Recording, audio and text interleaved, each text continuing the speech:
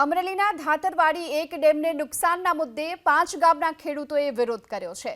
કોરીમાં થતા બ્લાસ્ટના કારણે ડેમને વ્યાપક નુકસાન થયાનું ખેડૂતોએ આરોપ લગાવ્યો છે। 5 ગામના ખેડૂતોએ વારંવારની રજૂઆત બાદ પણ કોઈ પણ પ્રકારની નિવેડો ન આવતાની સાથે વિરોધ પ્રદર્શન શરૂ કર્યું છે।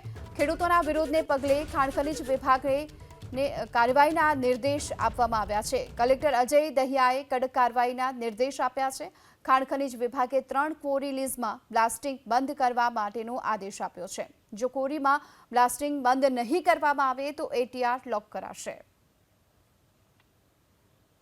5 ગામના ખેડૂતો વારંવારની રજૂઆત તેમની હતી અને તેના પગલે હાલ તો ખાણ ખનીજ વિભાગે કાર્યવાહી માટેના આદેશ આપ્યા છે। કલેક્ટર અજય દહિયાએ કડક કાર્યવાહી કરવા માટેના નિર્દેશ આપ્યા છે।